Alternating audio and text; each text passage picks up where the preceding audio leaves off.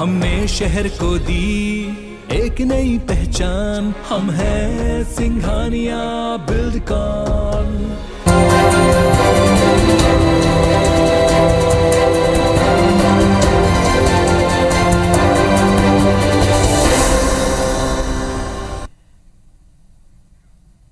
नमस्कार, स्वागत है। मैं हूं पुनीत पाठक और आप देख रहे हैं छत्तीसगढ़ की बात।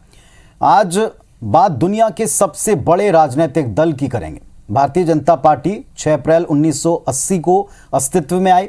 42 साल पार्टी ने पूरे कर लिए। मौजूदा दौर में बीजेपी अपने शिखर पर मानी जा रही। देश में बीजेपी का ग्राफ लगातार चढ़ा है, लेकिन छत्तीसगढ़ के लिहाज से देखें तो 2018 के बाद पार्टी का ग्राफ नीचे आता नजर आया। आखिर इसके पीछे की बड़ी वजह क्या है, इस पर कई बार चिंतन हुआ, मंथन हुआ। विपक्ष के तौर पर बीते 3 साल में पार्टी का प्रदर्शन किस तरह है, ये प्रदेश ने देखा है। बड़ा सवाल यहीं से उठता है कि 2023 की तैयारी में जुटी छत्तीसगढ़ इस वक्त कहां खड़ी। इस पहलू पर क्या दोनों पक्ष कहते हैं और सोचते हैं, इस पर डिबेट भी करेंगे एक रिपोर्ट के बाद।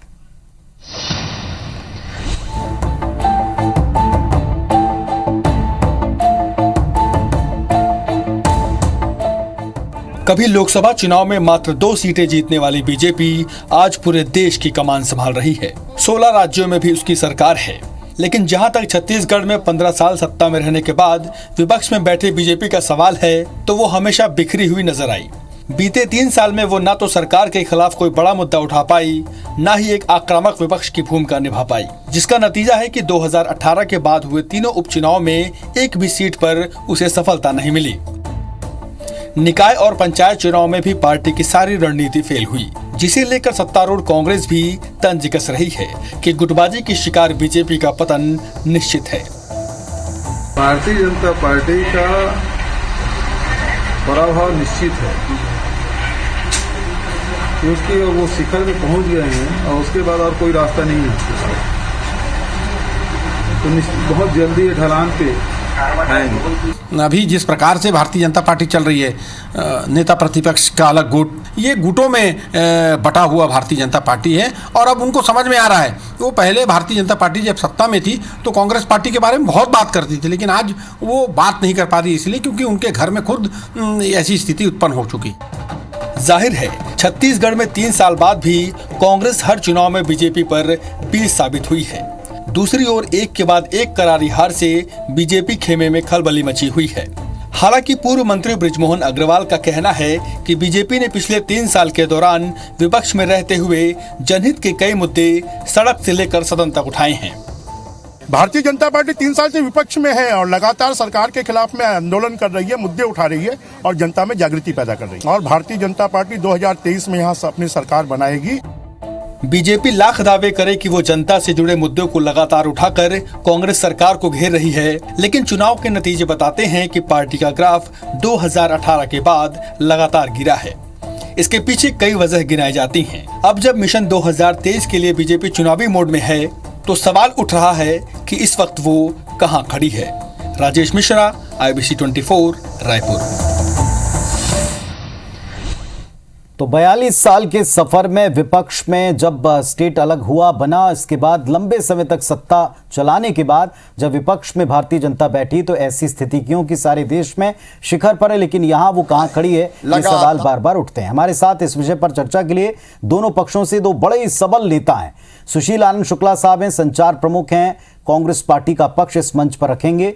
नमस्कार, स्वागत है आपका शुक्ला जी। और साथ में संदीप शर्मा जी हैं, भारतीय जनता पार्टी के तेज तर्रार नेता, जो इस मंच के ऊपर भारतीय जनता पार्टी की बात रखेंगे।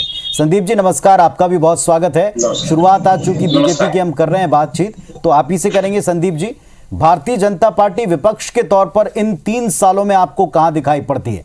एक तरफ पूरे देश में बीजेपी का ग्राफ है, दूसरी तरफ एक के बाद एक हारती हुई, विपक्ष के तौर पर कमजोर नजर आती हुई पार्टी के आरोप झेलती हुई प्रदेश इकाई, कहां आप देखते हैं पार्टी को?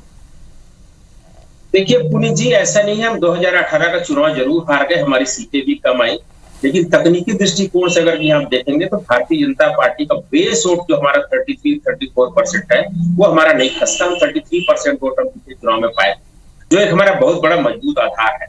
चुनाव हारना जितना लगा रहता है, हम हार गए अलग विषय है, लेकिन इसका यह मतलब नहीं कि भारतीय जनता पार्टी जो है छत्तीसगढ़ में समाप्त हो। मैं आपको थोड़ा सा उदाहरण देकर के बताना चाहूंगा कि छत्तीसगढ़ में हमने क्या क्या किया है।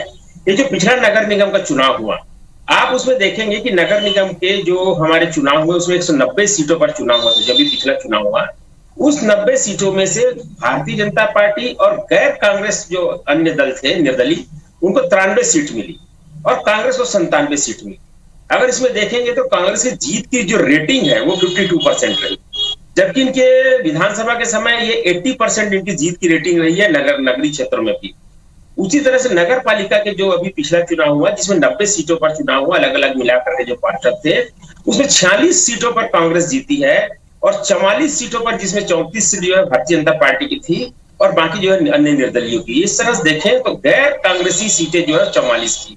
तो इसमें भी कांग्रेस की जीत की रेटिंग जो 51% रही है। तो कांग्रेस की जीत की रेटिंग देखें, अगर कि ये डायरेक्ट इलेक्शन होता तो कोई और नतीजा होता, लेकिन आप बहुत सारे नगर पालिका और नगर निगम देखेंगे जिसमें इनके बहुमत नहीं आया, जो इतनी बड़ी बहुमत के साथ सरकार चलाने के बाद भी, और जोड़ तोड़ करके इनको सरकार बनानी पड़ी। ये मैं कहने का मतलब ये है कि हम पूरी मुस्तैदी से चुनाव को लड़े हैं। हम चुनाव हार के अलग बात है, लेकिन हमारे जो वोटों के परसेंटेज जो आधार है, विधानसभा चुनाव के समय हमारे जो आधार थे उसमें मजबूती आई है। और निश्चित रूप से मैं कहना चाहूंगा कि हम जो 2018 के चुनाव में और जिस तरह से हम 33% वोट पर थे, मेरा ऐसा मानना है कि आज जो जनमानस है, जिस ढंग से कांग्रेस के खिलाफ एक आक्रोश पनप करके आ रहा है, ये आज हम लगभग 37% वोट के आसपास पहुंच गए हैं।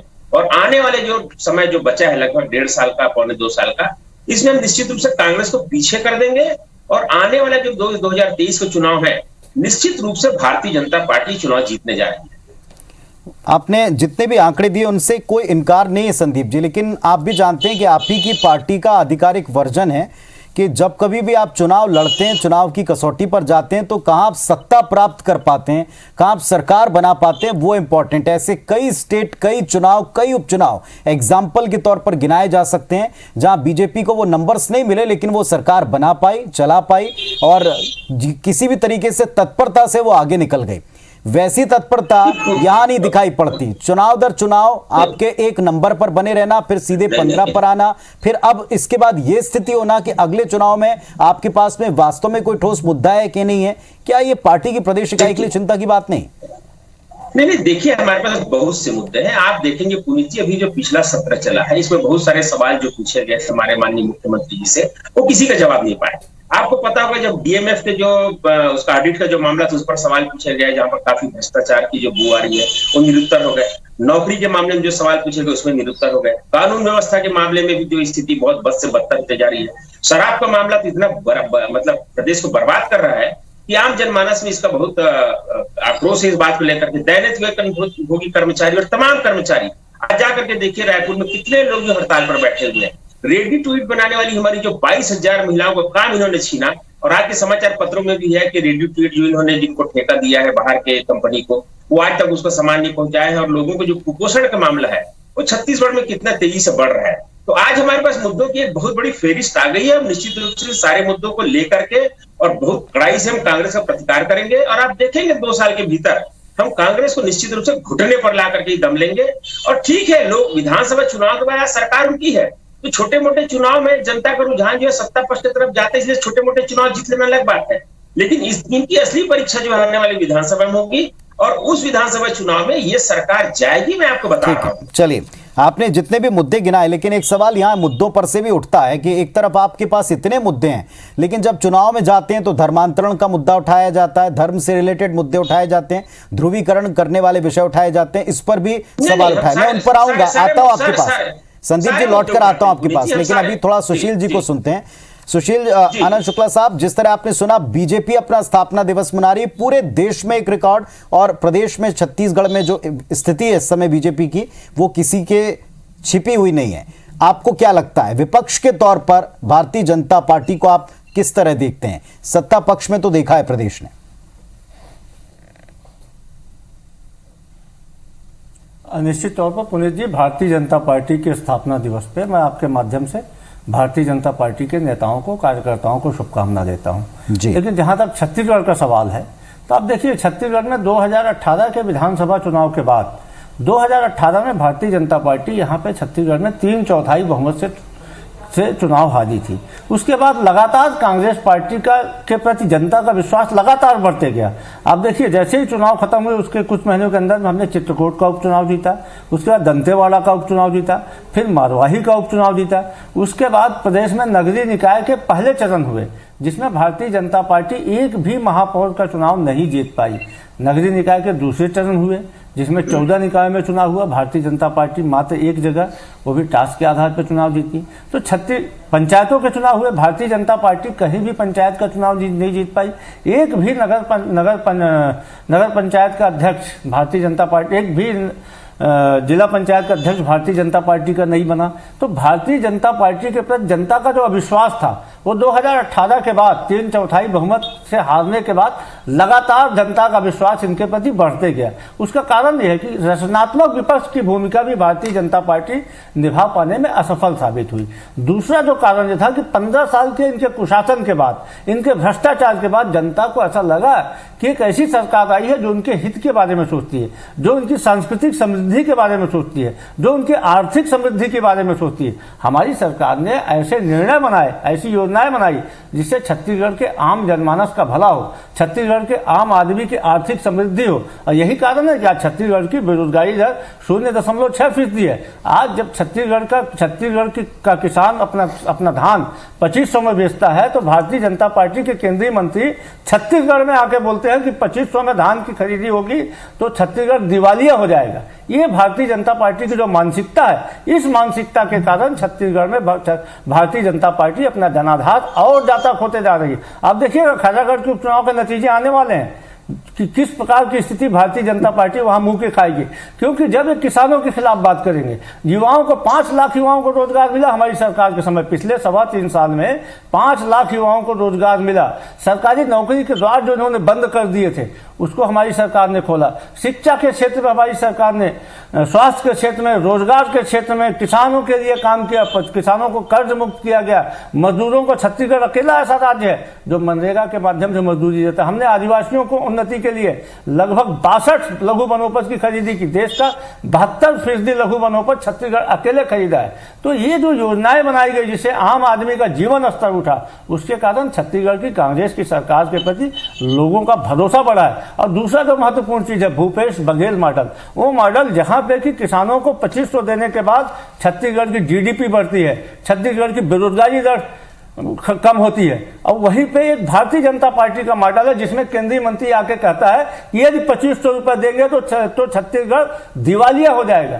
अरे किसानों को, अन्नदाताओं को उनकी कीमत देने से कैसे दिवालियापन आएगा? चलिए, छत्तीसगढ़ के किसानों को सुशील जी, मतलब बिंदु ये है कि जो छत्तीसगढ़ की सरकार या यहाँ कांग्रेस पार्टी कह रही है या कर रही है, इसका कोई तोड़ बीजेपी के पास नहीं दिखता, उस मॉडल का भी और जिस तरह की एक्शन पद्धति उसका भी। उत्तर लेता हूं मैं। संदीप जी, आप मानते हैं कि विपक्ष के पास कोई मुद्दा नहीं छोड़ा सरकार ने? आपको लगता है कि इस मॉडल की जिस बिंदु की आपने आलोचना की, राष्ट्रीय स्तर पर उनको सराहा गया, चाहे वो नरवा गरवा घुरवा बारी हो, चाहे वो गोधन न्याय योजना हो, चाहे बाकी के अभी ग्रामीण विकास का मॉडल हो?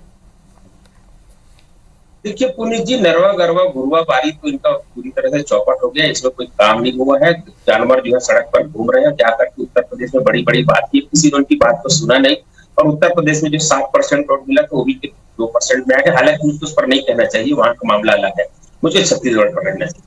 लेकिन इन्होंने जो गरीबों के मकान, 11 लाख मकान नरेंद्र मोदी जी की सरकार ने भेजी थी, जिसको इन्होंने छीन लिया गरीबों की बात करते। इलाज के लिए जो पैसा था, जो योजना थी हमारी सरकार की, उस योजना को इन्होंने छत्तीसगढ़ में लागू नहीं किया, जिसके कारण लोग इलाज के लिए भटक रहे हैं। आज देखिए चिकित्सा का क्या हालत है। अब इस चिकित्सा को हालत कर दी, इनको दोनों मंत्रियों का झगड़ा मान करके अगर टाल दे तो अलग बात है, लेकिन चिकित्सा का बुरा हाल है, लोग भटक रहे हैं। कल ही एक आदमी जो है चिकित्सा नहीं मिल रहा है करके वहां पर चढ़ करके आत्महत्या करने की कोशिश की, उसको भले इन्होंने हंसी ठिठोली या उसको की कोशिश की, लेकिन ये इस देश प्रदेश में चिकित्सा की जो दुर्व्यवस्था है उसको बताने के लिए पर्याप्त है। बुरी तरह से प्रभावित है, रोज हत्या हो रही, कल लोग डाकू लोग घर में घुस करके लोगों की डकैती कर रहे हैं। कानून व्यवस्था पूरी तरह से छत्तीसगढ़ में बर्बाद हो गया। छत्तीसगढ़ में लोग अपने आप को असुरक्षित महसूस कर रहे हैं। आज छत्तीसगढ़ ऐसा लग रहा है मानो अपराध के मामले में बिहार जी, जिसका हम नाम सुनते थे रोंगटे हमारे खड़े जाते थे, उस तरह का स्थिति है। मैं पुनः आपको उसी मुद्दे पर लौटाऊंगा जो मूल विषय, मैं पुनः मूल विषय पर लौटाऊंगा। अगर ये तमाम इतने सीरियस मुद्दे हैं तो फिर चुनाव में, उपचुनाव में वो मुद्दे हटा करके धर्मांतरण जैसे मुद्दे और ऐसे तमाम मुद्दे क्यों उनको रिप्लेस कर देते हैं जिनमें ध्रुवीकरण दिखता है और उनमें भी सफलता नहीं मिली प्रदेश इकाई को? बड़ी बात है पुनीत जी, मैं जिन मुद्दों की बात करूं सारे मुद्दे को भारतीय जनता पार्टी उठा रही है, लेकिन देश में धर्मांतरण करके जो मतांतरण करने की जो कोशिश किया जा रहा है और देश के जो डेमोग्राफी को चेंज करने की कोशिश किया जा रहा है, यह भी हमारे लिए एक मुद्दा है। बाकी पार्टी इस मामले में क्या सोचती है अलग बात है, लेकिन देश के डेमोग्राफी को बदल करके राष्ट्रांतरण के जो मामला है, ठीक है सुशील जी, जल्दी से इस बात का उत्तर आप दे सकते हैं। हम इस मामले को उठाएंगे, इसमें कोई बुराई नहीं है और हम इसको कभी से गुरेज भी नहीं करते हैं, नहीं से पीछे हटते हैं। देखिए पुनीत जी, छत्तीसगढ़ में भारतीय जनता पार्टी मुद्दा विहीन हो चुकी है। छत्तीसगढ़ में भारतीय जनता पार्टी जन सरोकारों से अपने आप को अलग होकर चुकी है और यही कारण है कि इनका केंद्रीय नेतृत्व भी छत्तीसगढ़ के भारतीय जनता पार्टी के स्थानीय नेताओं पर भरोसा नहीं करता है। इनका केंद्रीय नेतृत्व, जब पुरंदेश्वरी आती है वो पहली बार ऐसा हो रहा है कि कोई राष्ट्रीय प्रभारी आती है, अपने प्रदेश अध्यक्ष तक को अपने दौरे में साथ नहीं ले जाती है, पूर्व मंत्री को साथ ले जाने से डरती हैं, क्योंकि उन्हें इस चीज का भय सता रहा है कि 15 साल में जो भ्रष्टाचार और कुशासन मचा के हमारे इनके नेताओं ने मचा के रखा हुआ था, यदि उन नेताओं को लेकर जनता के बीच में जाएंगे तो भारतीय जनता पार्टी की रही सही विश्वसनीयता भी खत्म हो जाएगी। यही कारण है कि खैरागढ़ जैसे उपचुनाव में भारतीय जनता पार्टी के स्थानीय नेताओं को पर इनके केंद्रीय नेतृत्व को भरोसा नहीं है। 3 केंद्रीय मंत्री भेजे गए हैं, पड़ोसी राज्य के मुख्यमंत्री की ड्यूटी लगाई गई है, तो ये स्थिति है भारत जब इनके पास नेता नहीं है। आपकी बातों का संदीप जी उत्तर देना चाह रहे हैं, लेकिन मैं संदीप जी के पास जाऊंगा। आपके चैनल के माध्यम से मैं डंके की चोट में बोलूं कि 3.25 साल में हमारी सरकार के ऊपर भ्रष्टाचार के एक भी प्रमाणिक आरोप। ठीक है, मैं आपकी हर बात का उत्तर लूंगा सुशील जी। तो भारतीय जनता पार्टी ने 42 वर्ष पूरे किए हैं और पूरे देश के साथ साथ अब छत्तीसगढ़ में भी बीजेपी कहां खड़ी, इस विषय पर अलग अलग मंचों के ऊपर बहस जारी। संदीप शर्मा जी, जो ब्रेक पर जाने से पहले सुशील जी ने कहा, उनका उत्तर भी आप दे सकते हैं एक छोटे से प्रश्न के साथ में। अगले चुनाव से पहले बीजेपी की प्रदेश इकाई के सामने आप चैलेंज सबसे बड़ा क्या पाते हैं? देखिए, मैं पहले जवाब देना चाहूंगा। इन्होंने कहा है कि केंद्रीय मंत्री बुलाते हैं। बताइए पुनीत जी, हमारी केंद्र में सरकार है, हमारे पास केंद्रीय मंत्री है, इनके पास मंत्री नहीं है तो मैं क्या कर सकता हूँ बताइए।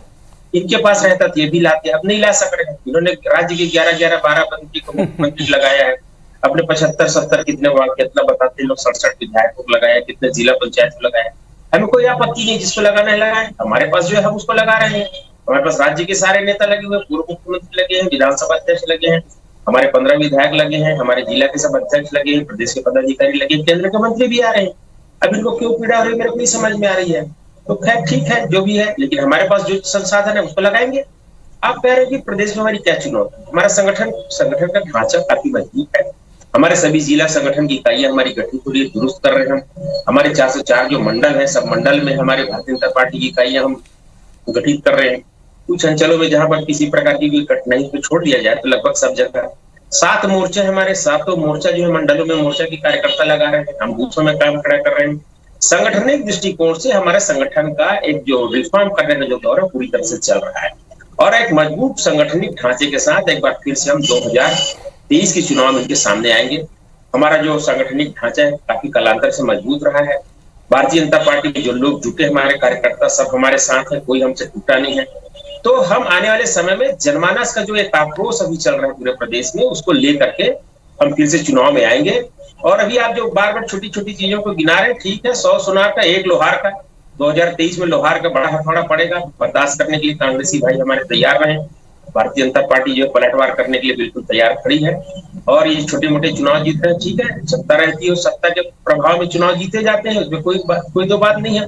सब जगह ऐसा होता है, यहाँ भी हो गया, ठीक है, लेकिन इस पर बहुत ज्यादा अहंकार करने की जरूरत सुशील जी, 100 सुनार की एक लोहार की 2023 में क्या विपक्ष को, बीजेपी को और उनके मजबूत संगठन को तो खैर पूरा देश मानता है, देखता भी है, कई चुनाव इसके एग्जाम्पल हैं, इस मजबूत संगठन का प्रदेश में आपके लिए चैलेंज होना कैसे आप देखते हैं? वो कह रहे हैं आपको इस मंच के ऊपर कि 1 लोहार की होगी और उसके लिए आप तैयार रहें। अब ऐसा है कि अभी मुगालते में है, मुगालता इनको मुबारक हो पुनीत जी, लेकिन छत्तीसगढ़ में भारतीय जनता पार्टी तो अभी 2 चीज़ों से जूझ रही है। इस चीज़ को से आप इनकार नहीं करेंगे, बहुत बड़े पत्रकार हैं आप, काफ़ी अध्ययनशील व्यक्ति हैं, आप देख रहे हैं। पहली बात तो इनके नेताओं में विश्वसनीयता का संकट है। इनके नेताओं की विश्वसनीयता इनके आला कमान के पास नहीं बची है। तो ऐसे में फिर जनता इनके नेताओं पर क्या भरोसा करेगी।